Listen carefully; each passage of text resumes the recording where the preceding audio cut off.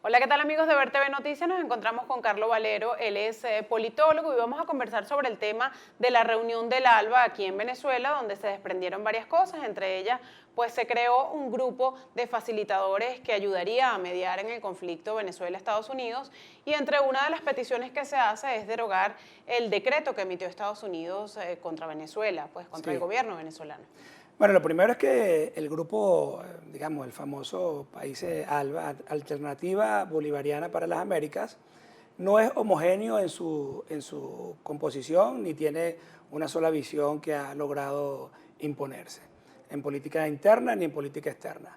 Cada uno de esos países se ha aprovechado de Venezuela, que ha fungido ahí como una especie de gran facilitador de recursos para todos, y cada uno de ellos ha elaborado su política interna de manera muy pragmática y sus relaciones con los Estados Unidos de manera muy pragmática.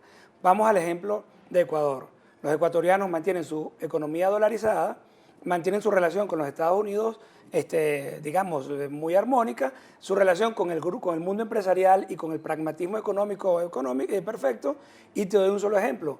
En Venezuela, un profesor universitario gana $70 al cambio, a cualquier cambio que lo ponga, en promedio está entre 70 y $100, y un profesor universitario del más alto nivel en Ecuador gana entre 5 y 6 mil dólares. Ahí ves los cambios sustantivos.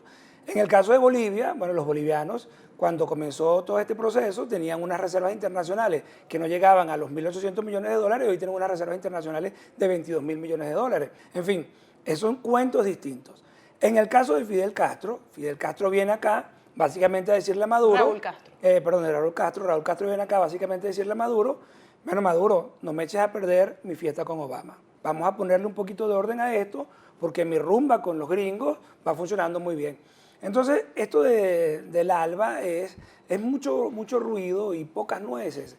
Y en el fondo es muy grave para el país, porque nuevamente nosotros somos como la cenicienta de América Latina en todo esto.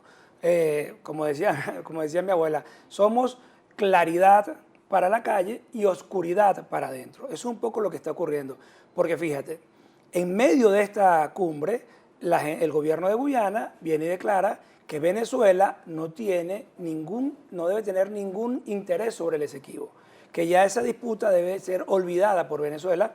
Y no solo dice esto, sino que firma y ratifica su compromiso con la ExxonMobil para que explote el Esequibo, con lo cual no solo nos quita la salida al Atlántico, sino que además la plataforma del Tana, que es, nosotros siempre, desde que yo tengo uso de razón, desde que tú tienes uso de razón, siempre nos han dicho el Esequibo es una zona de reclamación. Efectivamente, el Esequibo es una zona de reclamación. Entonces, el gobierno venezolano está generando una guerra ficticia con los Estados Unidos y está obviando un conflicto real que afecta a los intereses de los venezolanos con el vecino de Precisamente Guyana. esa podría ser una estrategia, una cortina de humo para desviar los verdaderos problemas del país y concentrarse en conflictos de Venezuela con Estados Unidos. Bueno, sí, en el fondo ahí hay un tema ideológico.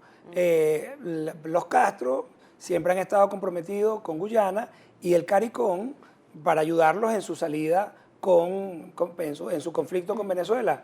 Y como decía Octavio Paz, la ceguera biológica no te permite ver y la ceguera ideológica no te permite pensar.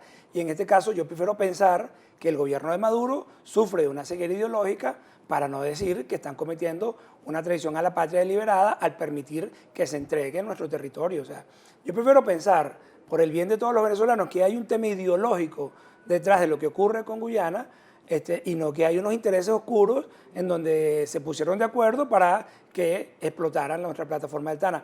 En todo caso, nuestro trabajo, el de todas las personas que tenemos la capacidad de opinar y que tenemos la capacidad de abrirle los ojos a los venezolanos, es nuevamente insistir.